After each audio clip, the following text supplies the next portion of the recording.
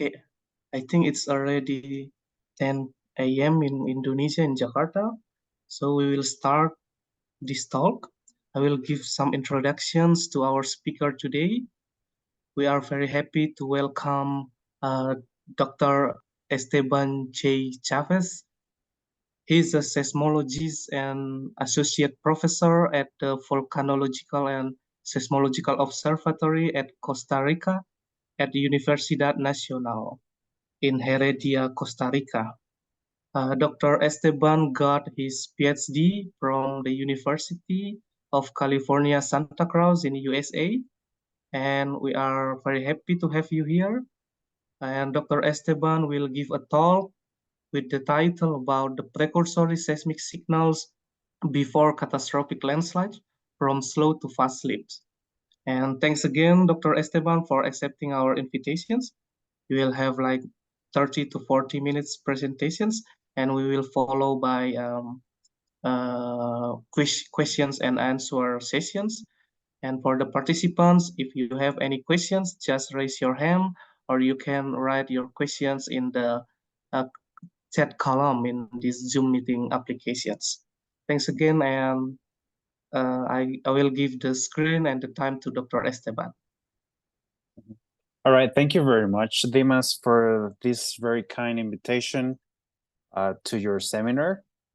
For me, it's a real honor to be here with you today. For you is 10 a.m. on Saturday, and for me is 9 p.m. Friday. So I live in the past, so you live in the future. And as you can see, my background is dark. And don't be surprised if you see any insect flying around or something like that, because I live up in the mountains and this is the tropics. So we have a lot of animals around. So but that's fine. Don't get surprised by that. Okay. So today I'm gonna talk about landslides and how landslides are similar to faults, in the sense that they can teach us a lot about how a fault or an earthquake initiate, evolve, and then produce this catastrophic rupture. So before I begin, I would like to thank my collaborators. This is not just my work. This is the work of the fruit of thought of different people, including the collaborators that I'm mentioning here in my first slide, like Javier Pacheco, Susan Schwartz, Cyril Mueller, Noah Finnegan, and Brentwood Hillman. So this is a collaboration group, and we're basically working right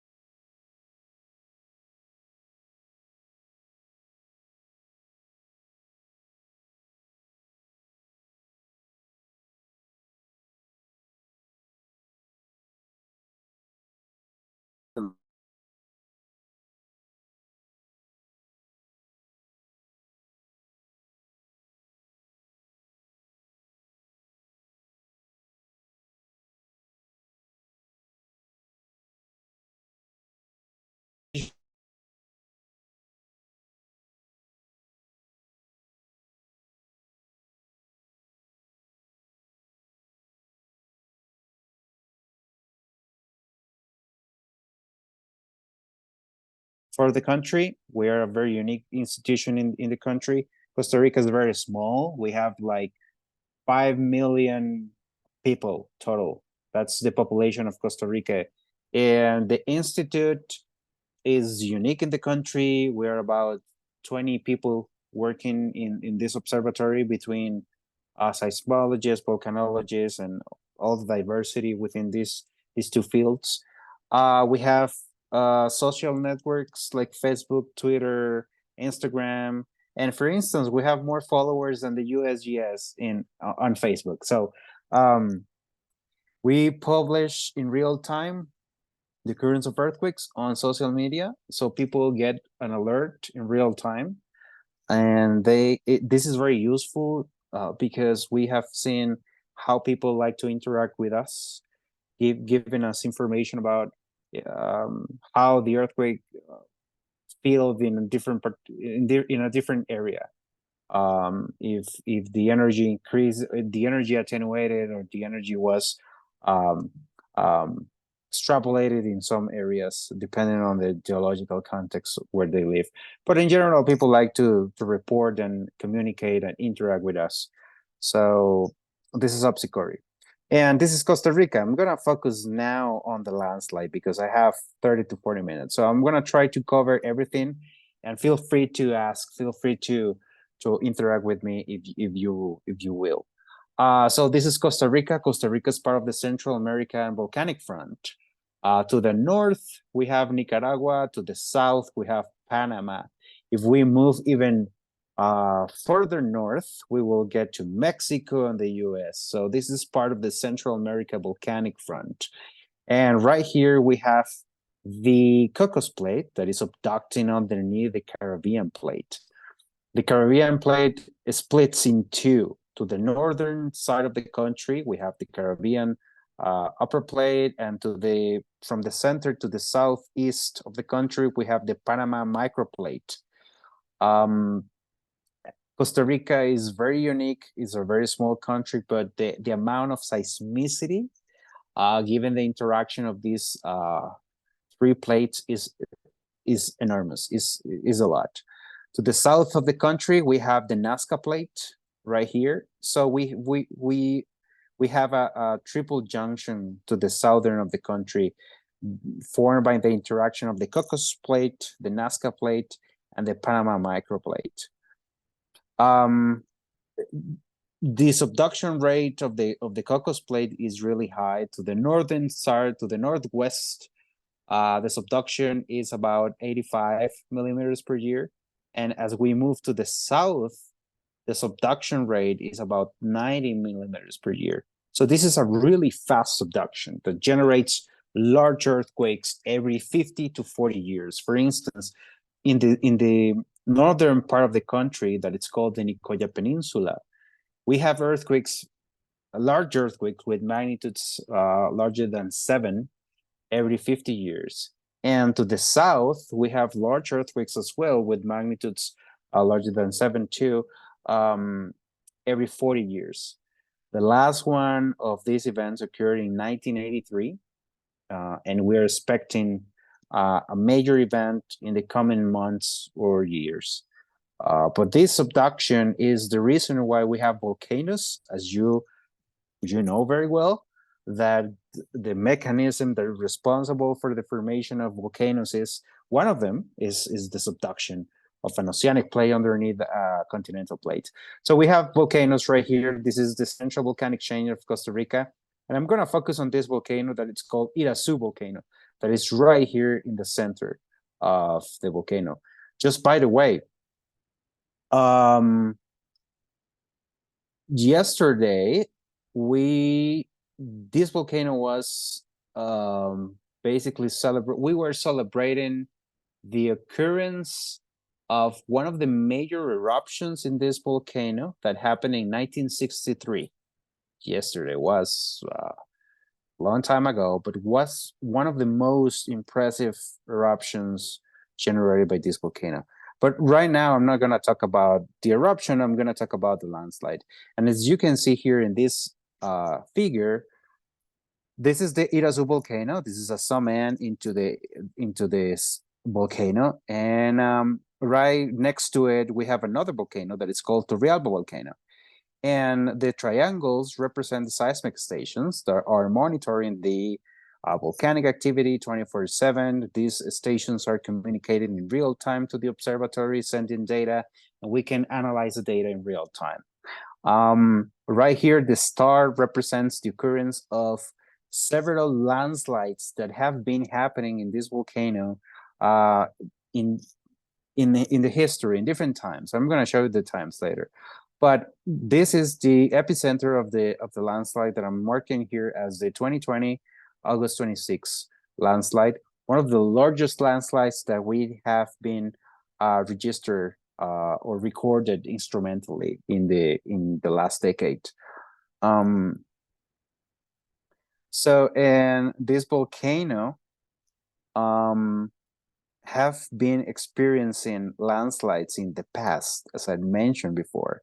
And if you can see, the geomorphology of the volcano is very chaotic, is very complex. We have landslides. This is the epicenter of the landslide that I'm going to introduce, that happened in 2020, but also happened in 2018, 15, 14, and 1990. So this is the flank of the volcano that has been hosting landslides over time. But also other flanks of the volcano are really complex. So this is a very complex structure that we need to monitor. And we all know that it is important to monitor landslides, especially in volcanoes, because changes in the stability of the material at the surface can release the pressure inside of the volcano and produce a major eruption. So this is why it is important to monitor volcanoes. In my previous figure, I show you the distribution of the seismic stations that we have really close to the landslides, or really close to the volcanoes, to monitor the volcanic activity. And I want you to remember these two stations that are called Rica and Haya. So if you see this, these stations are located just meters away from the volcano. Okay, this is very important because this is what I'm about to show you is very unique, and it is basically thanks to due to the proximity of these stations to the currents of the landslide, that we have the capability to understand what is happening. All right, so these are the temporal distribution of the different landslides that have been occurring in this particular volcano. So this is a multi-episodic process. And what is impressive about this is that nature has been repeating itself during different times, just to give us, Mother Nature play with us. And bit by bit is giving us information about how it works, especially faulting systems and catastrophic events. So one of the first events that we recorded happened in 1994, December 1994, and the amount of material that was computed, or that was released, or basically wasted, was 22 times 10 to the 6 meter cubes, so 22 million.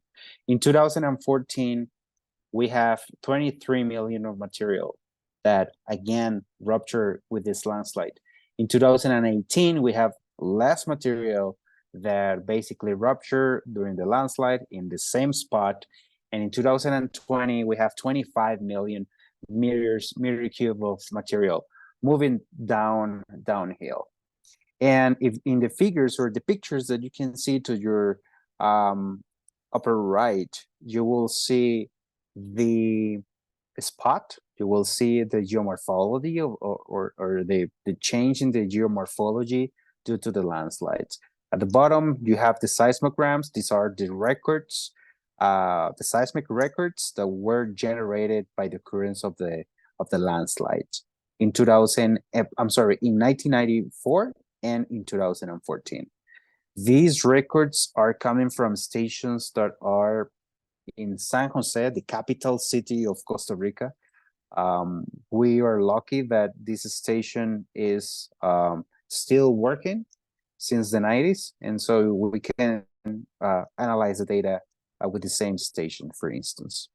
And so, as you can see, this is a multi-episode process that have been repeating itself several times. And so we got the opportunity to understand or to study how the fault or the landslide prepare itself before rupturing catastrophically.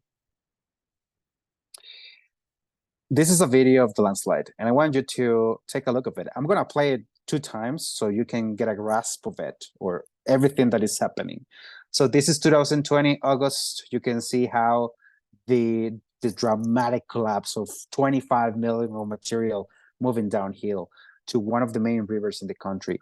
So please follow this yellow rectangle or our box. You will see how the cracks start opening. It is impressive. Look at how the crack starts evolving as the mass is moving slowly down. Gravity starts playing a major role, moving the mass down, and so opening the crack and moving all the mass. This is the difference in height over time for this spatial for the spatial distribution of the land or region. Let's see if I can play it again. Let's play it again. So this is what happened in 2020. You will see the crack right here. This is before 2020. Again, days before the landslide, the crack was open. This is the day of the landslide. The day of the landslide, and this is the evolution. This is how the crack started opening. The mass was moving slowly. Boom, boom, boom, boom. And you see how, boom, it went off. Very impressive collapse. And we were lucky that we could install not just seismic stations, but also GPS stations on top of the volcano just to monitor how fast this landslide was moving. All right, so these are the seismic records. Let me see if I have, yeah. Okay, these are the seismic records for the two stations that I showed you before that are really close to the landslide, to the epicenter of the landslide. And so I have two columns. The first column is for one station that is called Vire, and the second column is for the second station that is also really close to it, that's called Rica. And the first row showing the spectrogram, which is the frequency content of the seismic signal as a function of time in the x-axis. Frequency in the y-axis, time in the x-axis. And so what we can learn from here is that sometimes seismic signals are very noisy and it's really hard to see what is happening in the time domain. But when you move to the frequency domain, then things come up clearly, right? And so, for instance, right here in the time domain, you have the seismic record or the time domain record of the landslide. In the frequency domain, you will see it as a spark of energy, right? If we move back in time from the landslide, you will see a band, like a yellow band right here. And then if you start moving back even more, you see how this yellow band starts splitting in different sparks. Okay, so these are events that were anticipating the landslide. Okay, if we go to the time domain, how these sparks look like is basically shown or demonstrated in the time domain right here in the signal right here. These are very small events that were happening before the occurrence of the landslide. Okay. Now let's take a look of this, the next station, Rica. If we go to the time domain, this is even more dramatic. Okay. You see the landslide, the occurrence of the landslide right here where I'm moving my mouse. This is the catastrophic collapse. And if you move back in time, you see how the band that is clear in the spectrogram is formed by tremor, which is basically the composition of multiple tiny earthquakes that happen simultaneously in time and really close in space, that form a signal that is almost noise, that seems like noise, but it's also tremor, but it's tremor, right? And if we move even back in time, like 30 minutes or so, we see like that the tremor starts basically disappearing, and the appearance of small magnitude events start happening. But as you get closer to the occurrence of the landslide, these small events, these small earthquakes, start compacting, forming tremor. I hope that is clear. If not, please let me know. And Dimas, you can let me know if there are questions, and I'll try to answer them. Okay. So this is what happened in 2014, the landslide in 2014. My peers were to the landslide that you saw in the video, right? The crack was opening. That means that the landslide was moving, slowly moving. before rupturing catastrophically in 2020. And the rupture was initially, the crack was small. You could get into the crack, as you can see here, but then it became like super big, large crack that was impossible and dangerous for us to be there. So we were lucky to put the stations and keep them in a safe place. Also, what I didn't say before is that this particular summit of the volcano is the location of multiple telecommunication antennas. We use this spot for sending signals to all the country. So if the antennas fail, we get uncommunicated. This is crucial for us then and for the country to monitor this kind of processes because we need communication, right? Cell phone communication, television, radio, etc. So this is a special spot for that. In the top map, you can see the distribution of the GPS stations that we installed before the catastrophic collapse years before 2020. This is a picture of 2015. And so the stations right here were monitoring the slowly moving of the landslide downhill. After this year, we recognized that the landslide was accelerating, and so we removed all the stations from the site and put them or distribute them in a safer place in order to avoid like losing the stations. Okay, so these are the records of the figure that you have right here to your right. These are the records of the velocity from the GPS stations as a function of time. And you can see that the landslide was moving slowly, but then at some point it accelerated dramatically, and the velocity increased several orders of magnitude before the catastrophic collapse. Okay, let's see. Okay, this is 2020.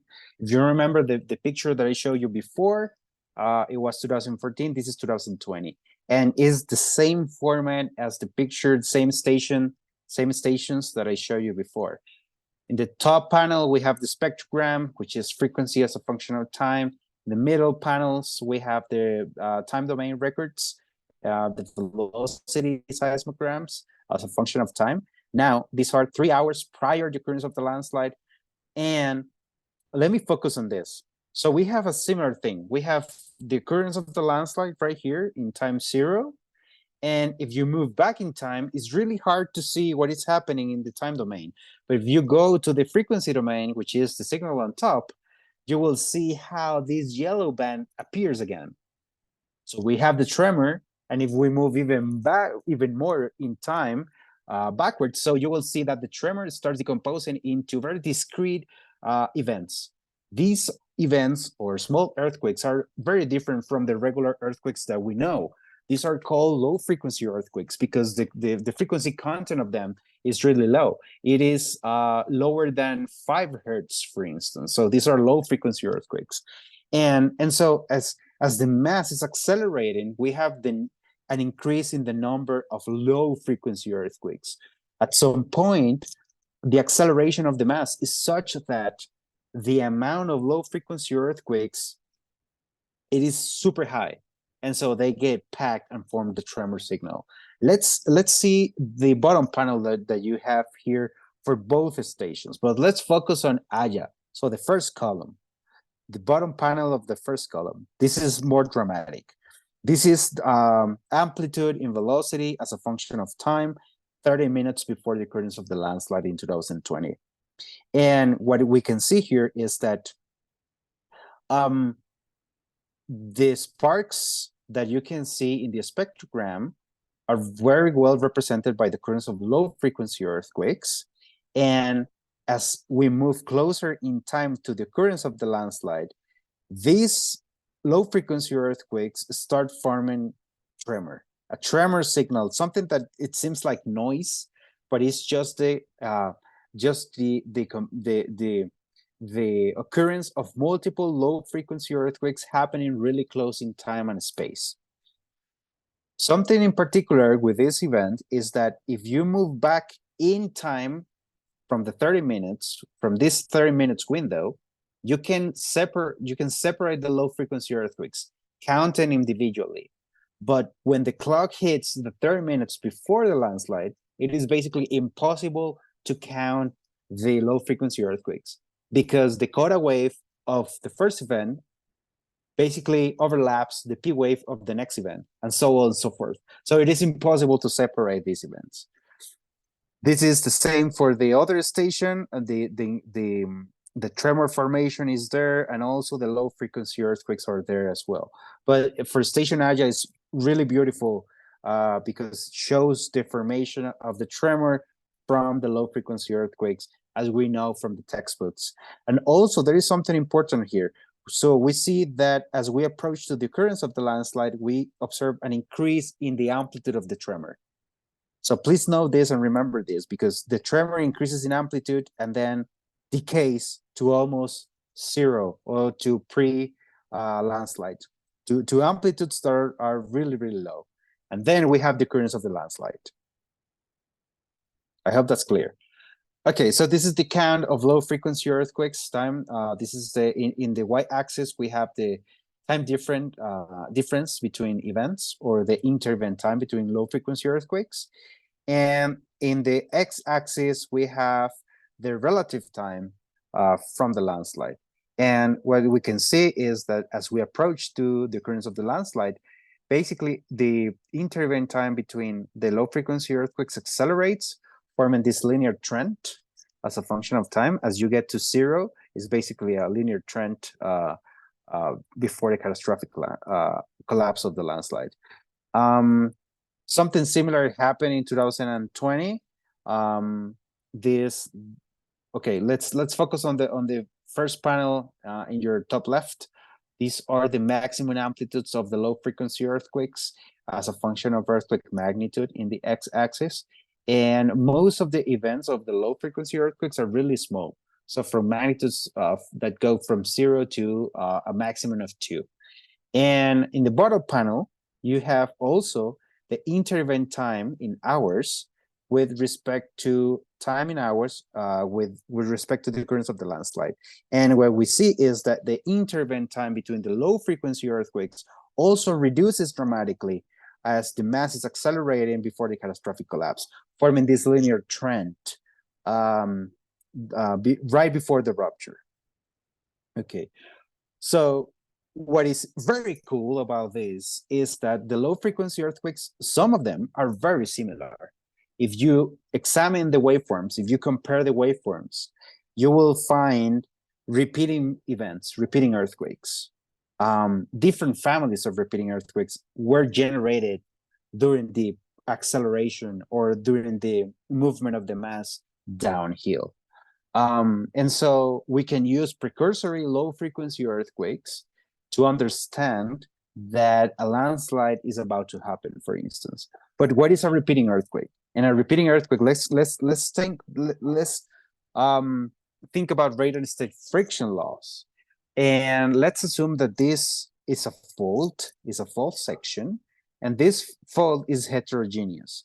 While the gray region represents a fault, or the part of the fault that is creeping or moving slowly with a velocity strengthening frictional conditions. The orange circle that you can see here in the center is basically governed by velocity weakening frictional conditions. So you have a patch in the fold that is attached, that is coupled, elastically coupled, and is surrounded by a region that is constantly moving, loading the edges of this particular patch. And the movement, the constant slow movement of this gray region will increase the shear stress along the border of the patch, of the orange patch, till the rock cannot sustain the shear stress imposed by this constant movement of the rock, and so it goes off. And every time it goes off, generates a waveform that is identical, assuming that you have a station distribution that doesn't change with respect to the epicenter of these events, right? Okay, so these are repeating earthquakes. And so these are, for instance, waveforms from the low frequency earthquakes recorded during the occurrence of the landslide in 2020. So in the top panel, I'm showing you the seismograms. In black, this is an event that happened the day before the landslide at 1:42 UTC time. And then in the red seismogram, I'm showing you an event that happened in the same fault spot at 1 hour after. No, basically at 2:05, an hour after. So the waveform is identical. And the cross correlation coefficient between these two as a function of time is really, really high. It's higher than 0.95. This is interesting because why repeating earthquakes are important? Because they are telling us about that friction conditions on the fault plane is heterogeneous, that we have that we also have regions that behave in a more velocity strengthening frictional manner, but also we have small patches that are distributed within this area that rupture in a more velocity weakening that generate seismic waves. Okay, this is a figure showing you all the repeating earthquakes that happen within one of the families. This is family 2. And if you see one waveform after the other one, you will see that the waveforms are identical. These are very identical events because they rupture the same fault section, the same fault, the same asperity over time. And we found 10 families of repeating earthquakes before the occurrence of the landslide. So in the top panel, I'm showing you the magnitude as a function of time. These are days before the occurrence of the landslide that happened in August 26, 2020. And in the bottom panel, I have the cumulative slip from the low frequency earthquakes or the repeating earthquakes as a function of time, same time scale as the figure above. The different colors represent the different families of repeating earthquakes. So as you can see in the bottom panel or in the top panel as well, the repeating earthquakes started happening 2 weeks before the landslide, essentially. 2 weeks before the landslide, they start generating, the mass was slowly moving. Gravity was taking or playing an important role here, moving the mass downhill and generating the low frequency earthquakes. They happened 2 weeks before the occurrence of the landslide. As we approach to the occurrence of the landslide, we have the appearance of more families, and as the mass accelerated, then the cumulative slip of the low frequency earthquakes increases exponentially, right? Till we have the final rupture of the catastrophic rupture. So the count of families increases dramatically over time. Okay, so you saw this figure showing you the seismic records of the landslides. We examined we studied the spectrogram and the time domain signal. Something that you need to remember is that there is an increase in the amplitude of the tremor that happened 10 minutes before the catastrophic collapse. And we need to remember that the amplitude of the seismic signal is basically a function or is a proxy for seismic moment, right? If the seismic moment of an event increases, then the amplitude of the signal increases as well. Okay, and seismic moment is a function of the shear modulus, the rupture area, and the average amount of the slip during an event, which could be an earthquake or a landslide or an explosion. And so if we have an increase in seismic moment or an increase in amplitude, is because the area is increasing or the amount of the slip is increasing, or both of them are increasing. Shear modulus is constant. Okay, so what is happening here? And so let me try to explain this using these cartoons. In the first cartoon, I have the status of the landslides before the catastrophic rupture, days before or weeks before the catastrophic rupture.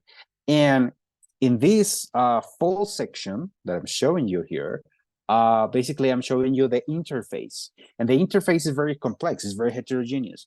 The frictional conditions change over the space region of the fault, right?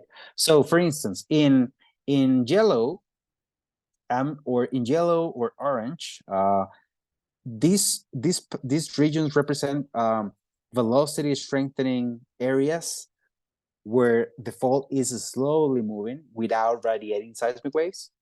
And in red, I'm showing you the asperities that are elastically coupled, that behave in a more velocity weakening frictional manner. That means that when they rupture, they generate seismic waves. In the initial condition, when the landslide is moving slowly, we have few red spots, right? In white, we have some asperities that are really interesting because they behave in a more conditionally stable manner. Oh, that means that they can change their stability based on the loading rate, based on how fast they are getting loaded by the strain. Okay, if strain is high, then they can switch their frictional condition, moving from conditionally stable to unstable. In other words, they can move slow or they can move fast if they are depending on how fast they are getting loaded. Okay, so this is the scenario 2 weeks before, when the mass was moving slowly. We have few patches, red patches, that were generating events, and so some of these red patches were generating repeating earthquakes, rupturing the same spot. As the mass is accelerating, we have an increasing number of red spots because the loading rate is increasing. And so this process is called transient embrittlement, where the fault sections or asperities can modify its genetic code, as I like to call it, and behave in a more unstable manner. They change from conditionally stable sliding to unstable sliding. And so these red patches are the ones that generate the low frequency earthquakes. And as we have more and more red patches or low frequency earthquakes, we will have more tremor. We will have tremor, and we will have an increase in the amplitude of the tremor. This is the reason why we have more tremor. And if we have more and more red patches, we will have an effective area of contact that is increasing, and the amount of the sleep is also increasing during this during the rupture of these events. And so this is modulating the amplitude of the tremor that we see. Examples like this are very sparse in nature. Just 3 papers have been published with kind of a similar observation, like Yamada, Mori, and Matsushi in 2016, where they study a landslide in Japan. They observe the occurrence of low-frequency earthquakes before a landslide, but it's very sparse. It's not in the near field. The stations are located thousands of kilometers from the landslide. In a similar fashion, Poly 2017 study a landslide in Iceland. The station is located 1,000 kilometers from the landslide as well. He sees the low frequency earthquakes, but no tremor at all. And this other study by Choppa et al. In 2018 studies a landslide in Iceland, and he sees the tremor, beautiful tremor. You see it increasing the amplitude of the tremor, and then the reduction in the amplitude, and then the catastrophic collapse. But he doesn't observe low frequency earthquakes. All right, so you saw this, right? For my landslide, let me go back to this figure. You saw the increase in the amplitude, but then the amplitude dramatically collapse, goes back to 0. And then we have the catastrophic collapse. So what is that? Why do you think is that the amplitude goes back to 0? And this figure is showing you the records of 2 stations. The same 2 stations are really close to the landslide, Aja and Bika. The amplitude, this is the tail of the tremor, and then you see how the amplitude goes back almost to zero, really low amplitudes for both stations. Any guess? Think about it. And for explaining that, let me see. Let me go back to my cartoon, this one. So when you increase the amount of asperities that are elastically coupled between the base and the upper part of the material that is moving down, you increase the coupling effect, right? And that, as you increase the amount of red patches or elastically coupled patches, you will increase the resistance of the mass that is moving down. And so as the mass is accelerating, you have more transient embrittlement. And if you have more transient embrittlement, you have more patches that are resistant to sliding. And as you're resistant to sliding, then the mass gets stable, becomes stable for 20 seconds. And then the shear stress imposed by gravity, it is higher than the frictional strength that these small asperities can provide to the stability of the system. And so for 20 seconds, it is stable, doesn't move, doesn't radiate seismic waves, but it is not strong enough to sustain 25 million meter cube of material that is moving down by gravity and really fast. And so this is why we have a reduction in the amplitude and then a catastrophic collapse after 20 seconds. Okay, and with this, I'm gonna finish. Just to summarize what I have, what I just showed you in the presentation. So we have in the first stages of the landslide, we have low strain rates with velocity strengthening frictional conditions. That means a slow slip is happening in landslides. We know this. We know that slow slip happens in faults, in tectonic faults, mainly in subduction zones, but also in landslides. We know this. And a confirmation that slow slip is happening is the fact that repeating earthquakes or repeating low frequency earthquakes are also happening along these fault sections or landslides, right? And as we increase the strain rates, as the mass starts to accelerate even more at a higher rate, then we have the appearance of more repeating earthquakes and by transient embrittlement. Transient embrittlement is this process where the fault sections can change from conditionally stable sliding to a more unstable sliding. And as the strain rate increases, then we have more and more patches that are behaving in a more velocity weakening manner. We have more stability in the system, and we have the appearance of tremor.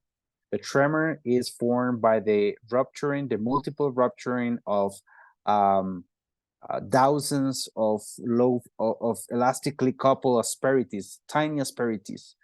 30 minutes before the occurrence of the landslide, we have the formation of the tremor. Days before or weeks before the landslide, we have individual low-frequency earthquakes that you can evaluate individually. But 30 minutes before the catastrophic collapse, it is impossible to evaluate individually. And so 20 seconds before the catastrophic rupture, all the landslides stop. And basically, it is sustained by the increasing number of elastically coupled asperities along the interface of the landslide. And then we have the catastrophic collapse. And with that, I will finish my presentation, and thank you very much. And I hope that you have questions that I can take and try to answer. Okay, thank you very much, Dr. Esteban, for a very comprehensive, great, and interesting talk. Indeed, we here in Indonesia, we also live in a mountainous region, in a tropical region, we are prone to the landslides. So we got many insights from your presentations. Thanks again. And we are coming to the questions and answer sessions. Some colleges send me a chat that they will ask. Maybe first from Risva. Risva, you want to ask the question directly? Yes, sir. I want to ask Yes. question directly. So first of all, thank you for the chance to ask the question. I'm curious, is there any different mechanism between a fast-moving landslide and slow-moving landslide? Thank you. A difference in the mechanism? The mechanism causing the landslide between the fast-moving one and the slow-moving one. Yeah. All right. So the mechanism is different. Let me go back to, okay, hold on. Let's see. If I go back, so during the slow process of the landslides, well, we observe, well, we have data, right? We have data, and with data, let me. Okay, during the slow part of the landslide, or slow movement of the landslide, we observe that the deformation is not dramatic. But when there's a point where the landslide starts moving in a more dynamic way, and so accelerated dramatically. And the difference seismically is that we have the formation or the generation of low frequency earthquakes and then tremor. So what are the mechanics? What are the physical conditions that change into the faulting or the rupturing process of the landslide? I think transient embrittlement plays a key role in this, because as you accelerate, as the loading rate is increasing, then more asperities are changing their frictional condition. And so that contributes to the generation of more seismic waves. Those are the manifestations of the fast landslide when you have seismic signals. When you don't have seismic signals, but you have deformation observed by the GPS stations, you have a slow movement that you know that slow slip is happening. The slow slip is controlling the landslide. This is very important to understand. Slow slip is controlling the landslide and modulating if some asperities are rupturing or not. This is the key difference between the slow and the fast. And this is based on the seismic data. Okay. Is it clear for you, Risva? Yes, crystal clear, sir. Thank you for the answer. Okay. And the next question is coming from Marta.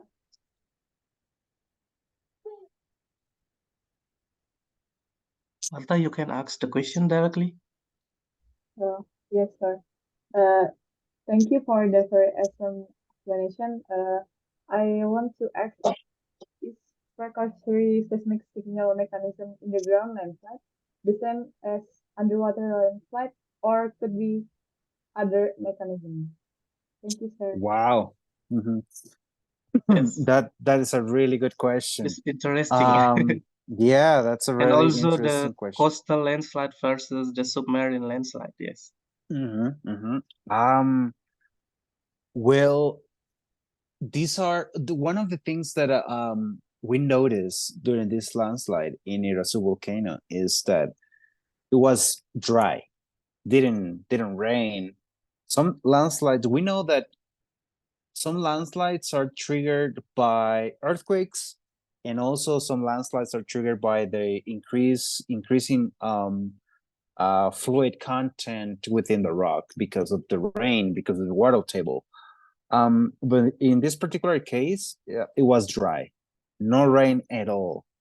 So you have a different mechanism here. So fluids do not play an important role in this particular landslide in Costa Rica. But in a submarine landslide, fluids might be controlling the entire process. And we know that in submarine landslides, the material is fully consolidated, is not consolidated, and is fluid rich, of course. And so the mechanics must be a little bit different. I haven't seen a submarine landslide, the records of large submarine landslide.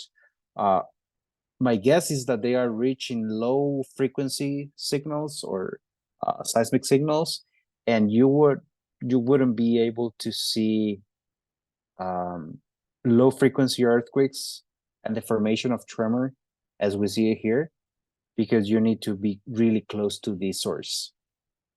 Otherwise, you will get attenuated and you'll just see the low frequency signal of the landslide, especially underwater, because it will move slow, super slow, compared to dry landslides as here. But that's a really good question. I don't know what could be the difference in the mechanics, but my logic, it tells me that it will be different based on the fluid condition and saturation of the fluids. Okay, thank you, Dr. Esteban. And the next question is from Alvito. Yes, Alvito, you can ask the question directly. Yes. Excuse me, sir. I have a question about first, this method is wait.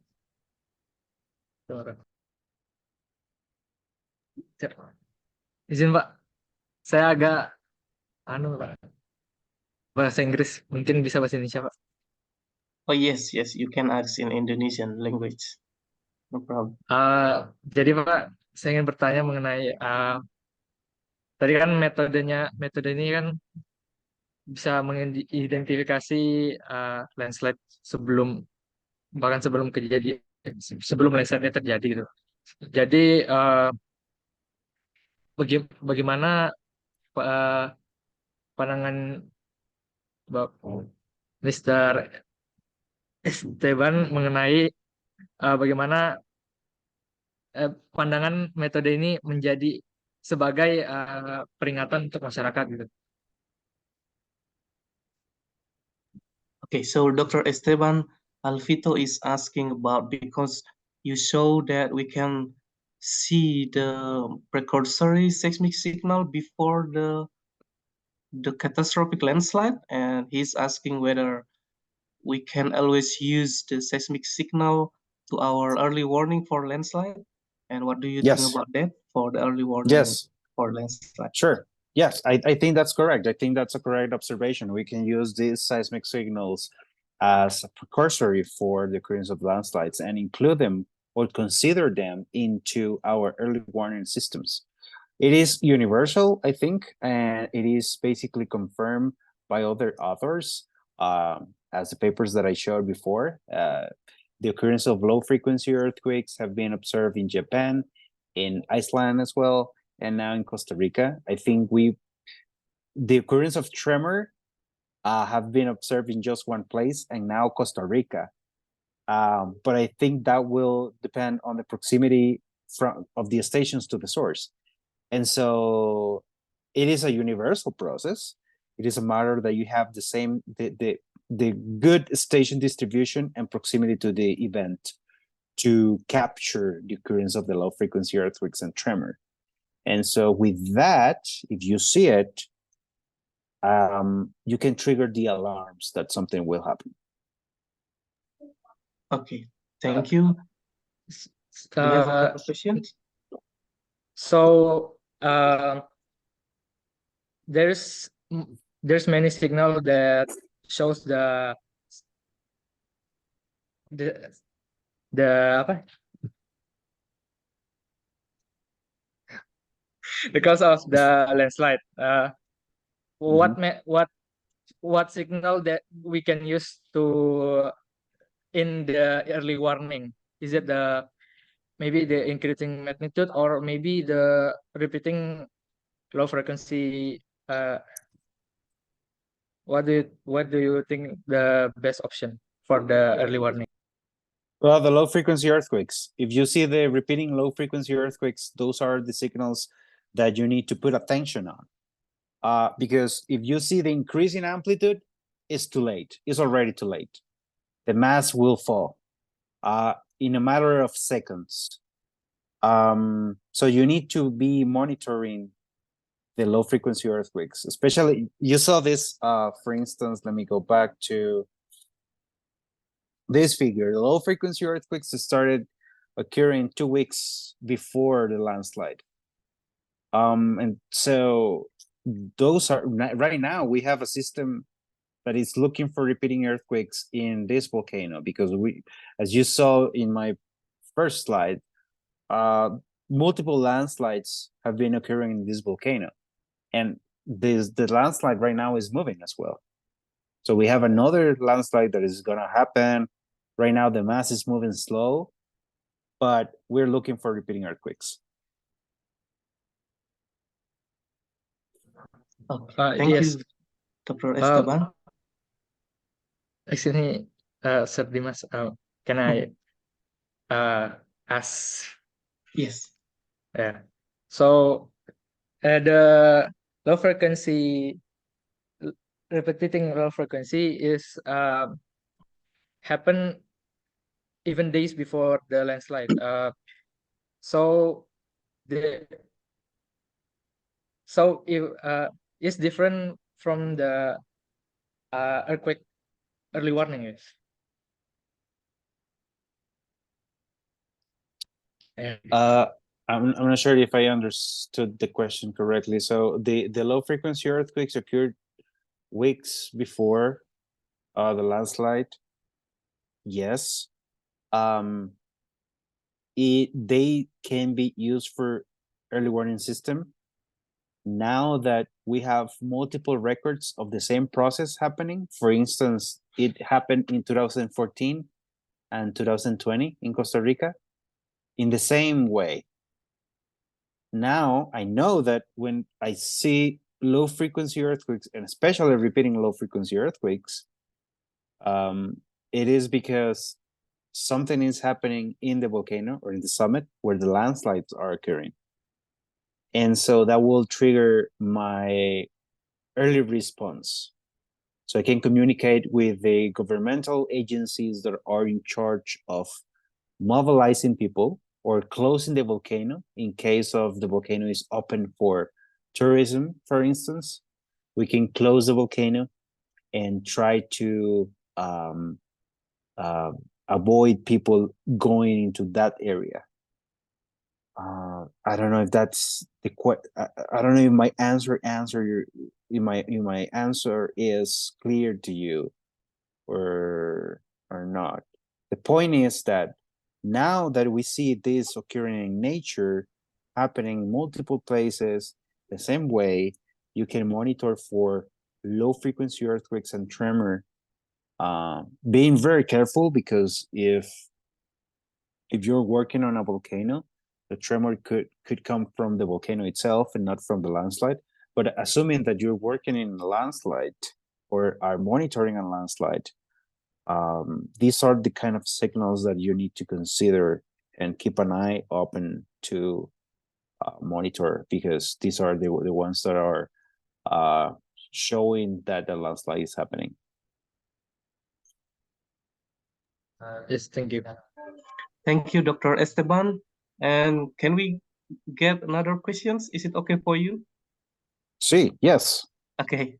And the next question is from Kolisina Anik Perwita. Mbak Kolis. Thank you. Yeah. Thank you, Dimas. I found that your low frequency earthquake are some kind of resemble the tornado earthquake that we can find in the volcano earthquake. My question is there any same mechanism between the tornado earthquake and this kind of earthquake? That is my first question.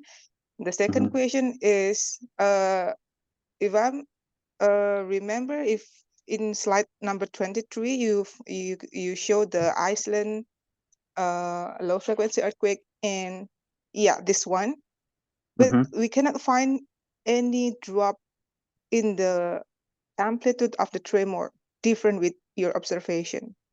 Mhm. So Mhm. it is kind of any special feature for Irasu volcano, or it is common in everywhere? Mhm. And Okay, that's the a last, really good question. Okay, yeah, can three I questions. have one more question? Yeah. Yes. This Okay, is go maybe ahead. out of the scope of the presentation, but I just wonder, is there any effect of this landslide to the activity of the Irasu volcano after that? Mhm. I think that's Okay. all my question. Thank Okay, you. that's all? Okay, good. Let me try to remember all of them. All right. So the first question is about the tornillos, right? So in volcanoes, for those of you that are not familiar with volcano seismology, there is a particular kind of event that is called tornillos. That looks tornillos because they look like a screw, like a really high amplitude that also decays like exponentially over time. And they are higher frequency compared to the low frequency earthquakes. The tornillos have more high frequency than the low frequency earthquakes. Also, the shape is very particular. In the low frequency earthquakes that I show you here are different. They resemble somehow, but they are not tornillos. You can separate tornillos very easily from the low frequency earthquakes. In some cases, you can recognize the P wave. In other cases, just the S wave, just the shear wave that you can separate or recognize very well. But the shape is different. The other question is, let me see if I remember that. Okay, the amplitude of the tremor in Iceland. This is very interesting because in Irasu is one of the few cases or the only case where the amplitude, where you can notice like very well that the amplitude of the tremor reduces almost to zero. And I believe that it is because the proximity of the stations to the source. We are located in Irasu. If we go back to the map, this one, the stations are located just 100 meters away from the volcano. I'm sorry, from the landslide. Just basically on top of the landslide. In Iceland, the distance of the stations to the occurrence of the landslide is the order of hundreds of not hundreds of meters. Yeah, hundreds of 2 kilometers. It's hundreds of meters to kilometers. So I think the wavelength is a wavelength issue. If you are far away from the source, you're missing the resolution of the event. But if you're closer, you can get the high frequency or the detail of what is happening. And the third question is what happened to the subvolcano after the landslide? By fortune, didn't act. The volcano didn't wake up, didn't create an eruption, but it's just a matter of time. We know this by seeing the multiple eruptions or the eruption of Mount St. Helens in the U.S. And it is important to monitor this very closely because we don't know when a sudden change in the topography or the geomorphology will release pressure internally in the volcano. But this is why it is important to monitor. Did I answer all of the questions? Yep. You answered all my question. Thank you so much. Okay. Okay. Thank you, Dr. Esteban and Colisina, for your questions. And maybe I will limit for one another questions because some of my friends tell me that they want to ask many questions, but maybe we can limit for another one questions here. Maybe we can Fawaz. go. We can keep Okay. going. Yes. Maybe Fawaz. Next question is from Fawaz.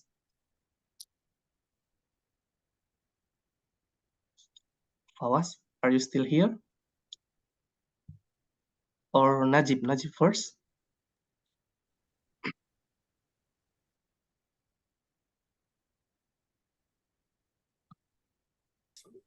Okay.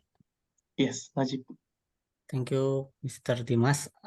But I think my question some like Mrs. Anik.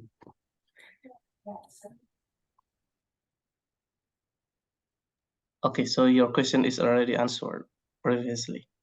And the next question is from Fawas.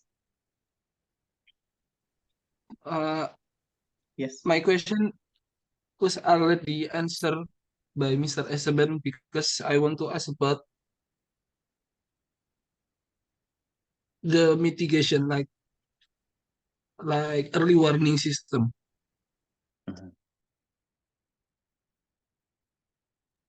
Okay, and maybe the next question is from Gatut. You know Gatut, right, Dr. Esteban? We met together in ICTP last year. In Italy, yes. Yes. Of course. But he told me that he's now in the train to another city. Maybe his mobile signal is not really good. I don't know whether he's still here. Gatut, can you talk? Okay. No? Yes. Or another people, do you have any other questions? Okay, maybe if not, we can terminate here. Again, we really appreciate your talk, your really great insight about the landslides occurrence and the precursory signals due to landslides. We learned a lot from your presentations. We will have a certificate of appreciation that maybe I can send you by email in the next days. And again, thanks very much to Dr. Esteban and all of the participants for attending this webinar. Hopefully, we are learning a lot about the landslide and its precursory signals. Thank you. Thank you, and have a good day. Thanks, Dr. Esteban.